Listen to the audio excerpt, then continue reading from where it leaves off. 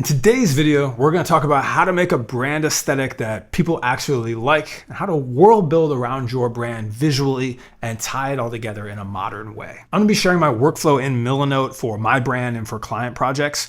And this is actually really important because a lot of creatives are visual thinkers, but they don't have the right visual tools. And until I got this workflow here, where as you can see, where I can go look at boards at a high level and scroll through everything that I have going on visually and like watch the tie-ins and make notes about it, I was like stuck in a workflow that didn't work. But we will start with putting the inspiration together visually behind a collection. We will go into building out a brand theme. We'll talk about individual shoots, we'll talk about your social content, we'll talk about bridging the gap between collections, and then we'll talk about building like a visual world as a designer that goes beyond maybe what you do just with a brand, but what you do across projects since I work on all. So we're gonna start here inside my studio board. And one of the most important things that goes into any pre-brand process is putting the mood boards together for it. So as you can see here, these are the boards that were initially behind my valuable brand. There's many call outs and many of you will be like very obviously seen. And I put together like that summary of items and item ideas that I wanted to have in there, graphic ideas, and some kind of like lifestyle and themed overlays that I could go back to, that from the start, anytime I want to create a visual, I would go back and be like, does it play inside this world? And you'll notice it's not a huge board. There's maybe 50 images on here, probably less, but they tie into a couple of recurring themes. And anyone should be able to scroll through the kind of board, the way you scroll through the board here, and have a general visual understanding of what you're trying to do with the brand. And you'll see I would kind of now navigate that into what I'm actually creating. So next to it, I would put individual briefs of things that I'm working on, right? So I'm working on these duffel bags I'm about to release here in a few months. And then from the start, I kind of had these overlapping items. If you look over at the board to look at the bags we have as references, it makes complete sense. You can see visually how one ties to the other. Same thing with the briefs I had for several products. All the kind of references we put together, all the way to some of the tech packs of the initial stuff. Whenever you kind of have a visual display like this, you should be able to kind of see how things work together, and it all makes sense inside of one world. And with that usually comes a list of iconography, right? Like when I put together that initial board, eagles, snakes, leather, kind of car logos was the initial thing that tied that world into what we wanted it to be. And this is where I really encourage people to find and lean into aesthetics that work. Where you'll see brands, oh, this is a Y2K brand, this is an opium brand, this is a Western brand. This Western world is one that I'm familiar with. As many of you probably know, I've worked for 5 or 6 years with a women's wear Western brand, where we've created a world around like a very particular look and feel. And so this visual identity, obviously much more men's focused, a little more streetwear focused, was very familiar to me. But a lot of these general ideas you want to look at from an aesthetic perspective, you have to look at who is it actually appealing to and has the ability to create something different. And so what do I mean by that? I mean that you see all these brands pop up where it's the same logos, the same iconography, the same rough designs played out in a slightly different colorway or with a different logo. And with the way social media is now, you can get some popularity. You can even get to your 6-figure drop by doing that. But it doesn't give you that same longevity that understanding patterns, understanding materials, that building out a story and something unique for a demographic does. And so I wanted to anchor, because I had this familiarity with the Western world building, I wanted to anchor inside an opening that I saw where I was basically like, hey, there is certain guys in certain places that enjoy this vibe, who have been introduced to more fashionable clothing, into a more fashion-forward life, into streetwear by the internet, by the TikTokers that look like them, that help them style themselves, by some of these accounts and Instagrams who begin to kind of purchase more heavily. But there isn't really a brand that speaks to them. There may be Rude, which is kind of way too expensive and feels way more streetwear. There's kind of like the vintage era that's hard for people to actually go find and hunt down. And I was like, all right, I think I can create a world around that. And more importantly, I could create utility products around that. Because I went and looked at things like these bags and was like, there's just not the right product for people's lives that exists out there. There's some good brands, but they're not, they don't have that same aesthetic feeling of what's like modern and popular today. That's why I centered the thesis around some of my first designs on, and then tying that into the same utility of, hey, a car is a natural extension of someone's style and personality. How about we create some products for that, right? Think about the areas with which this goes to go beyond apparel and clothing and map that all out like inside of these initial boards. One thing to understand and be and lean on is that your initial concepts aren't necessarily what you roll with forever, right? There's the concepts you have, and there's the applications of the concepts, and then there's what customers actually think, ultimately what sells, and then what you want to do. And I've been working through all of that. And there's basically no content that talks about this on the internet because designers are often really private about it. And I'm going to walk through that whole experience. So working on a photo shoot is an extension of that. I like to work side by side, board to board on those. So this is a photo shoot. I have a video about the photo shoot I do with Garrett King, where we did these kind of like heist themed shots with models for one of the latest campaign releases. And this was the mood board for it. We kind of mapped out where again, I want this to live in the same visual universe as this, but to be more cinematic, more shoot focused. I feel like it's important to have those different boards because you begin to be able to feel this idea of like fire incorporated into it, of motion incorporated into it, of the vehicle being the star, of every one of these feeling like they're a frame from a movie as opposed to a photo like of a model, right? When we began to put the shoot together, we began to have this as what we like uncovered behind it. And same thing with even the colors we had in the shoot and the colors. This was like the clothing colors that are in there. I'm really pulling hexes and Pantones and putting them up here so we can see kind of what works visually in the same place. I can look at these side by side and being like, this shoot feels like an extension of this brand story. And then I come down here into my actual assets, the things that actually came of that. And so this was like directly inspired by what's above, same here, and ties into some of the assets that we'd run before. I'm trying to make sure the storytelling in the visual world is the same. I'm literally embedding Instagram posts in my Milanote here so I can see how they work together, right? Because this whole Night of the Covenant idea was for our Black Friday sale. It's kind of like Cormac McCarthy based, which is like the brand voice. And it lives in the same visual world as these, even though they're shot by different people. The look is a little bit different. It feels right. You can see the colors have shifted across this well. Same thing here, different shoot, but the cover ties it together, something with that other shoot. We're beginning to add the video game element to it. But inside these boards, I'm saying, okay, here's excerpts from social media. Here's excerpts from the white background shots and the model shots. Here's other shots I haven't got yet from this shoot and that shoot that I'm gonna have here. And then start to think about, okay, what's missing, what ties together? Like this really warm light here. I need that warm light on these before I release them to be able to kind of make these visually make more sense together. You know, I basically am outlining all these assets into one place to see how things move and how things navigate, and then adding design styles in that too. Like as we began adding designs for carousels, etc., this is a different feel I'm beginning to explore for the future. I kind of have that shift happening inside these boards. And so that's worth noting and exploring as well, is what happens between these moments of these brands. So right now I'm going through a shift in this brand world building where I found some success from some of these initial products inside of some kind of specific niches. I found some success in meta ads. I found some things that didn't work or sell as well. And I'm beginning to look towards the future. But I'm also thinking from myself as a designer, what do I want to build? And this is probably a video in its own right, but there's this whole idea of like luxury pricing and the end of luxury pricing. And something I really wanted to position against is like, you can go buy $800 shorts and shirts and whatever, but there's so few people who can actually do that, but more and more brands pricing there. And I want to be able to deliver, a certain level of quality in this mid-range. I feel like it's going to be a bigger category. But with that, as I began to build the brand story, it actually felt like at the beginning, I went almost too under luxury for this, where the things that I truly aspire to build and create, where my design talents are, do lie higher end. And instead of trying to create a story that almost like lives too much in the middle. And so I'm thinking as I get into, ready for this next release, I'm putting out this next month, and then I get ready prepping for summer. What does a transition look like from what I started with, from what I've validated, what I've sold to where it's actually going? And that's where we enter into this shoot that we have here and into this kind of summer collection.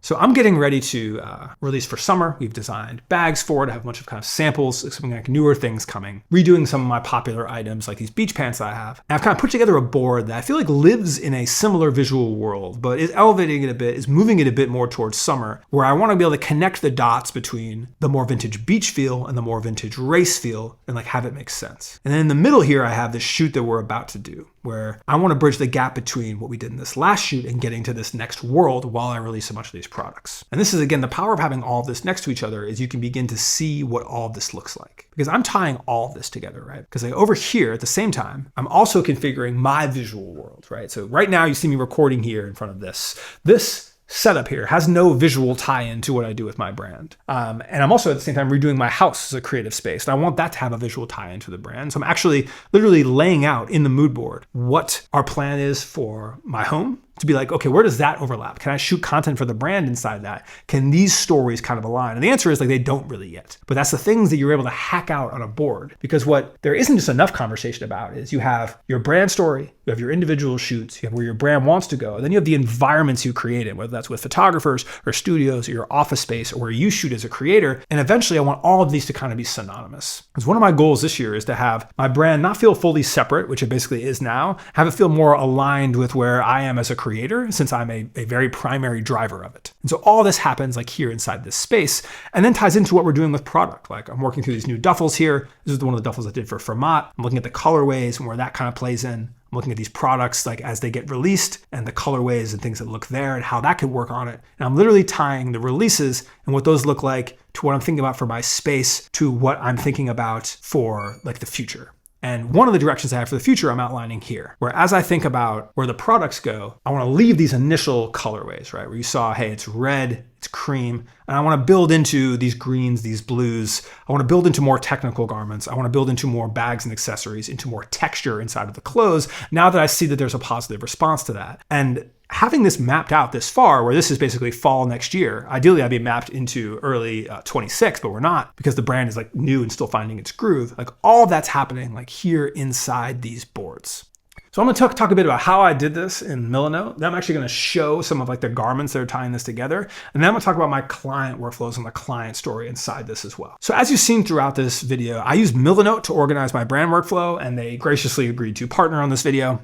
And so every project I do has a master board, like I'm showing you here. Basically my brand universe, where I can visually look at everything going on and like track the workflow and make sure it's cohesive. So what I think I haven't showed so far is like this corner here, where I have everything from like a very simple to-do list to like the core creative brief we have, to some tech pack links, to where things are in terms of production and like a list of the incoming items, is all happening inside this same sheet that the visual universe is. Again, I have the smaller versions of my mood boards. We share notes about the project in here. I have these color callouts about the color stories and how they evolve. They actually just let you pick a hex and they'll do these color code ones, which is just a little thing I love. But you can also create subboards and offshoots. So when I talk about client projects, like I do a lot of product design for client projects as well. And so one of them that I'm working on right now, I have a subboard in here because there is just a lot of overlap. I'm using the same designers. I work on the same team on it. It's often the same photographers. It operates in a like associated visual world when I do a client project. There's another one that is kind of popping up here for like a sub brand. All of this I'm just happens in the same board. So I can easily like jump beneath them, and then those subboards I can then share them separately if they're going like direct to a client or a different team without having them see the master board. But I love this as a platform because I can embed these social posts like this is here. Like literally I just copied an Instagram link and was able to embed it, whether that's published work or references that we have. And this is the exact type of organization that works for my creativity. I need to see everything, and Milanote is the app to do that in. You can get started with them at the link that I have down below. And Milanote is available for free with no time limit. But popping back into this, I want to talk about some of the items that are coming out and how those tie into this kind of visual world that's being created. And then I want to talk about some client projects. So one of the through lines I had for this brand from the start is texture. I care a lot about texture and material. For anyone that's experienced the shirts or gotten some of the things that I sell, you'll notice that everything is just a level above in terms of like texture and material quality of anything else similar that you've gotten, because of my expertise kind of in supply chain. But as I shift towards this future mood board you see here, you'll notice everything has very intense colorways, textures, looks, and technicality. And I'm beginning to bridge the gap in between where I am now and where that is going with this next release. So this is one of the first products. This is a textured cargo pant. And if you saw the videos where I went sourcing fabric overseas, this is a material we actually found on the trip where I went to Guangzhou. It is a Japanese material. It's 100% cotton. It almost feels like a heavy denim, but a little bit more flexible, that we found while on that trip. And that's how I'll build that story out, right? Is I'll find these materials I want to make part of the brand and then bring them into this work. But the same thing, you can see some of the branded bags that we do, is we found that in multiple colors. And so we have that same pant coming out in black as well. They begin to have this more of a material story that matches the future of where I'm going with the brand, while also still having iconography that can bridge there. And then it's releasing with this shirt, which changes slightly. I had a lot of people request to do undistressed shirts, though we sell well on the distressed shirts. I understand that, again, my audience as a creator is much broader than my audience for the brand. I'm trying to increase some of that appeal with what this works like here. And so if people don't want to say, hey, I can't wear something that's that distressed, I want to give them some options. We're releasing just one blue distressed shirt to see what people think of it. And again, it's the same iconography. It's the same feels, one of the same designs on the back that the cowboy I've released in like the previous. So the line feels like it has a bit of cohesion, but you begin to see the change of what's happening in the colors, like in the materials, like in the silhouettes, from this initial kind of very Americana driven to a bit of where I'm going. And then same thing with the evolution of the shoes as well, where I'm moving into that similar color base. You can see obviously the color of the shoes and the shirt matches. It's going more into the blue and green I eventually plan to have. It's incorporating some of the same iconography, but it's upgrading the material significantly from the first shoe we did, which is much more casual, to this, which is significantly more luxe. But it's this combination of having my visual universe together, of identifying all these shoots and where they are in the storyline, of knowing really far where I want to go, and then overlaying the sales data and the customer data on top of this, that's getting me to where I want to go. I know this is a process, right? Like I mentioned, we've been working on that women's wear brand now. It's like 5 or 6 years to get it to where we want it to be, where it's a really consistent brand.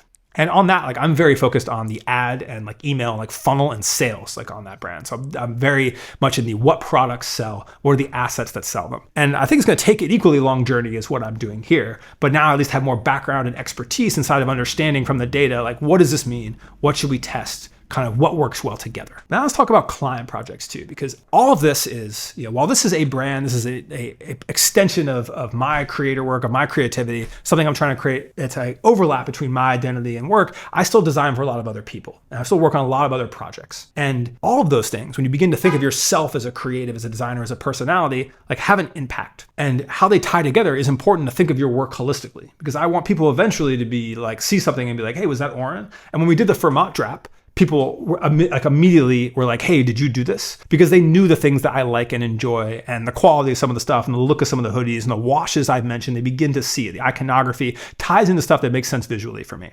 And so I've renamed some of this and moved it around just because I want everyone seeing things like the exact workflow here. But you can see this is the mood board for a project I'm doing, like another merchandise project. And it fits in the same world, but there's some differences, right? Where like I don't do anything in like chrome or silver or anything like that. That's going to live inside this brand's universe. But you can feel the iconography and the garments and everything tie back in reference to the brand. And that's how I thought about one of the through lines of me as a designer with brands, is that like the Fermat duffel bag was so good because I've been working on a duffel bag. And I was like, hey, I'm just going to take this thing we've been working on, do a version of it on a client project while I continue to work on it for my brand. And I view like all these silhouettes and things I've created, like if I work with a client and they want to run a version of this cargo pant in a different material, like great, that's a silhouette I've developed. I know it works. They get something they already like, and it helps my brand universe tie things together. Similar to this, like this is a new brand concept that we're researching. Right? Colorways all out there, doing something more female focused, looking at bags. You have kind of the inspiration here, looking at a lot of like older chrome hearts and chrome hearts bags, where again, this fits very naturally into the visual universe I'm in now, but it's an extension in a very different way than where the current brand is going. But being able to keep these boards and these associations and these iconography like inside of one project and easily reference, okay, here's what I have going on with these other projects. Here's where the core line is going. Does something feel really off? Does it make sense? Does it have to make sense? Like that's a bit of how like aesthetic world building I think people should be spending time on. And so if you're a designer, I know you're designing, and if you're a brand creator and you have all these things happening, but having this in one visual place like is absolutely crucial. And then overlaying it, like if I can recommend one thing, having gone through this a number of times and in the middle of it now, is like overlaying that sales data like on top of all of this. And one of the big new initiatives that we just kicked off a few days ago is I have someone who's just dedicated to experience, like on the brand team, who is emailing every customer of our first 1,000 customers basically to be like, hey, this is like our starter group that really believed in us, to like feedback that and to get early feedback on the things that are happening, and to be able to tie that community closer together to what's actually happening, and have that not purely be online on social media, because some of those connections are better directly, because some of the customers that are buying aren't going to be in your comments, aren't going to be responding to it. And I do feel like aesthetics and result and where brands go needs to be more driven now by conversation because of how saturated everything is. So anyway, I know we covered a lot of concepts inside this video, but I really just want to show this kind of like higher level thinking of how brand visuals tie together, of how to think about products and generations of things, of finding your particular aesthetic, and just going to the actual intricacies of brand building more than you just print these t-shirts and run these Facebook ads. Because when I look at like the future of this, at least for me, is whether this is just an extension of my creativity or whether this grows into something bigger than that, like I want it to be around generationally. I want it to be something that is a part of my life for decades, if not forever. And to do that, like having intention from like moment one, insert how you build your visual world, I think is more crucial than ever. So thank you very much for watching. If you want to try out Milanote, it is below. This stuff is all coming out in the next few weeks. It's all on a boat. And if you want to be early for that, just get on the email list. We will go email list first on every single release and make sure people there have the chance to purchase before we do mainstream release. And that's at valuablestudios.com. Thank you all so much for watching.